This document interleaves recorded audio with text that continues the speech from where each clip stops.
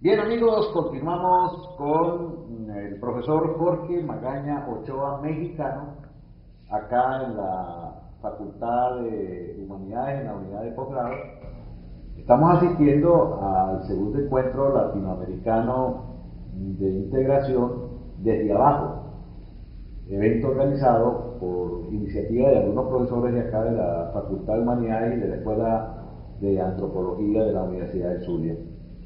Tenemos esta oportunidad de conversar con el profesor Jorge Magaña y habíamos dejado un interrogante sobre esta mesa de trabajo en relación a cuál era la situación que el movimiento zapatista tenía actualmente en el escenario político mexicano, y más cuando se estaba implementando y se estaba desarrollando para el movimiento zapatista la otra campaña.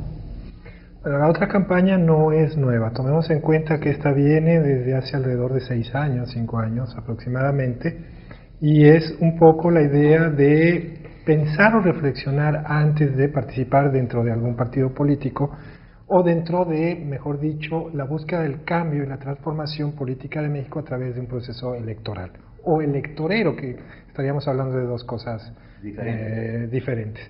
La otra campaña trata de concientizar, aunque se le ha criticado duramente con la confusión de abstente de votar. No es la idea. Es generar realmente un proceso de reflexión, quizá partidista, pero un proceso de reflexión que permita al mexicano, sea estudiante, sea obrero, sea indígena, sea campesino, ama de casa, sea el que sea, pero hombre, mujer, niño, pero que le permita realmente entender cuál es el papel político que se vive actualmente en México y cómo buscar transformarlo. Toma en cuenta que el zapatismo, y esto también es otra de las críticas que le han hecho sus detractores, no busca la toma de poder.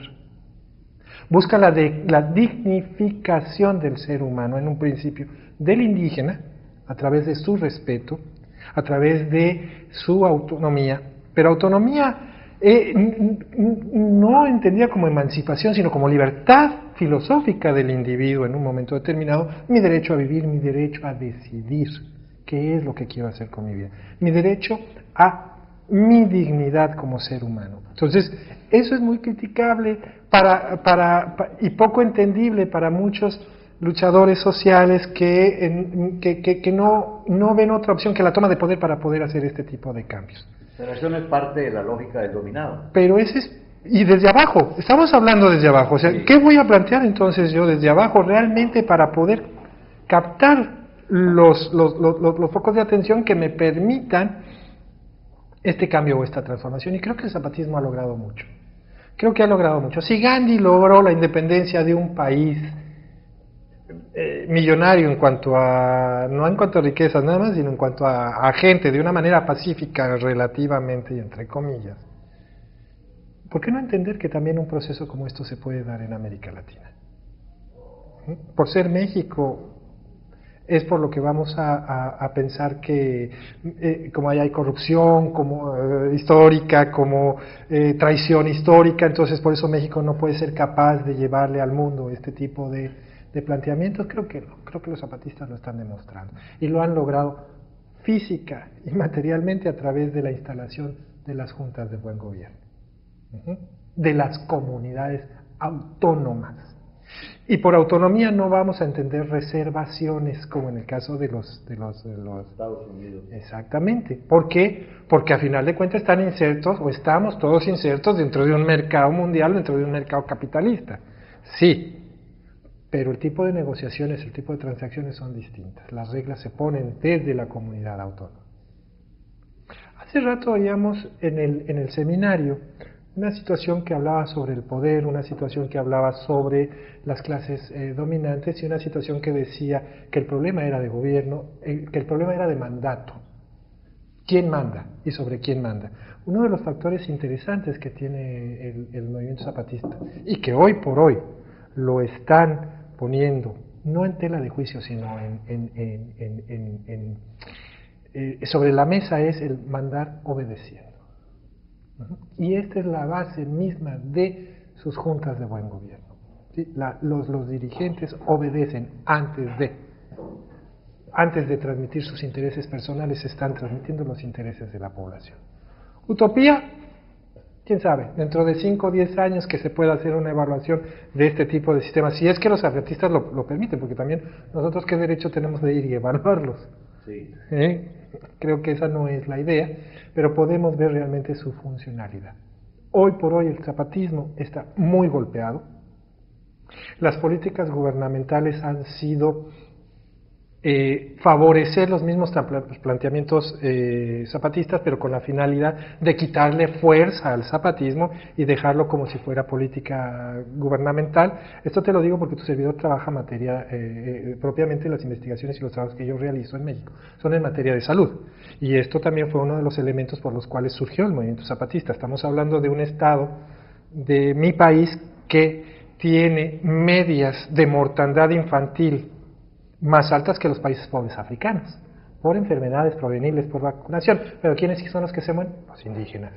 ¿Qué mujeres son las que se mueren? Los indígenas. Pues por eso se levantaron en el famoso ya basta, que no solamente fue armado, sino es un ya basta.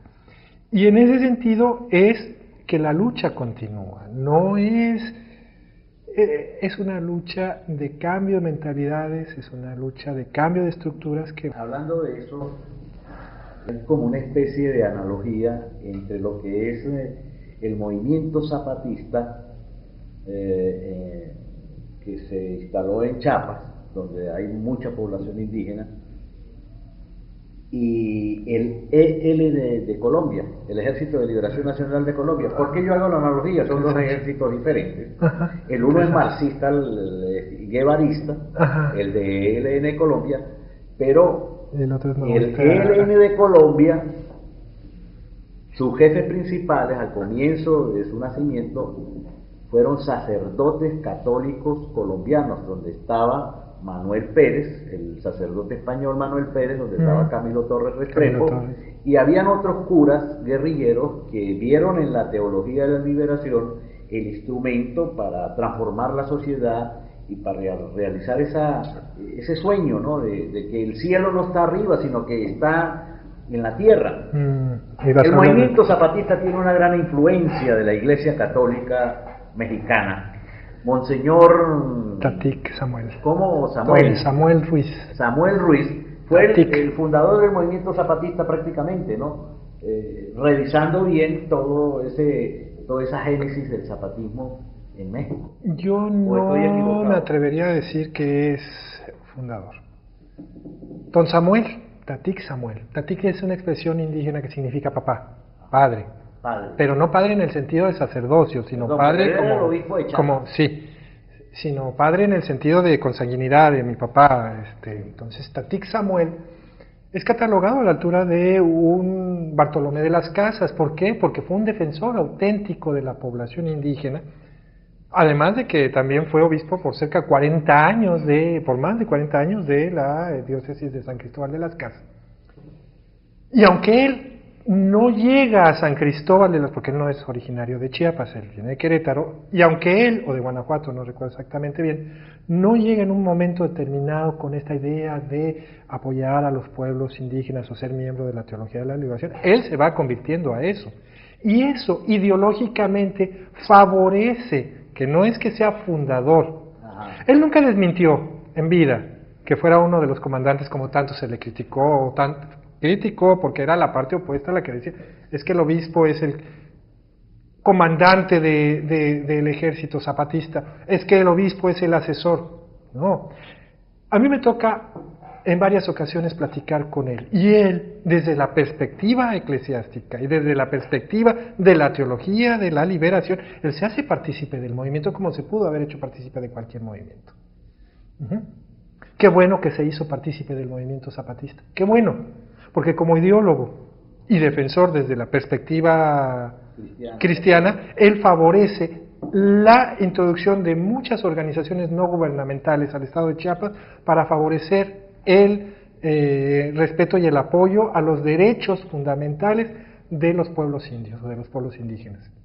Entonces favorece instituciones como Hábitat por la Humanidad para dignificar la casa indígena a bajos costos y con materiales resistentes. Favorece la creación del FRAIBA, como le decimos vulgarmente nosotros, que es derechos humanos por parte de la diócesis y que es más fuerte que cualquier organización de derechos humanos de México, la oficial me refiero. La Fray Bartolomé de las Casas es fuertísimo en ese aspecto en cuanto a la defensa del derecho o de los derechos humanos de los pueblos indígenas, pero no nada más de los indígenas, sino de toda la población en términos generales. La labor de don Samuel, es que es para ponerme de pie realmente, porque fue un extraordinario luchador social. Don Samuel no necesitaba el zapatismo, y sin embargo sí, don Samuel no necesitaba el zapatismo, ni el zapatismo necesitaba de don Samuel. Se encontraron los dos y generaron mucho entendimiento y fortaleza en favor de las comunidades indígenas. Ambos sectores amantes de la justicia social. Así es. Y yo quizá no conozca al sur como conocía a don Samuel. Y entonces, mira, se me pone, no sé cómo dicen ustedes en México, decimos se me pone la carne exactamente, recordar a don Samuel, recordar sus frases de la lucha por los pobres. Él obviamente lo llevaba a un terreno eclesiástico, filosóficamente hablando, pero en la práctica era otro personaje, muy querido, muy odiado. Yo voy a dejar otra pregunta sobre la mesa de trabajo. En una oportunidad, el padre Camilo Torres Restrepo, miembro del Ejército de Liberación Nacional en Colombia, dijo algo que a mí se me quedó grabado. Yo sé que la oligarquía colombiana me va a matar como mató a Gaitán, pero espero que cuando eso suceda, el pueblo colombiano esté organizado. El subcomandante Marcos se tuvo que ir a la selva de la Candona nuevamente. Había amenazas de muerte. Él sabía que si se quedaba en la ciudad, lo podían matar. Eso no define un poco el carácter de la revolución latinoamericana, que no puede ser ni por vía electoral, ni por el diálogo entre ricos y pobres, entre los que tienen el poder y los que no tienen el poder, sino que se está emprendiendo unas nuevas formas de lucha en América Latina, donde inclusive el concepto de guerrilla está siendo superado, las muchedumbres tomando las calles pidiendo justicia social, e inclusive eso está sucediendo en Europa, donde se está cuestionando tanto al modelo socialista como al modelo capitalista. No me lo conteste ahorita. Vamos a identificar y regresamos con el profesor Jorge Magaña Ochoa, mexicano, quien nos está aclarando un poco los conceptos y el panorama político que está viviendo actualmente México en su condición de mexicano.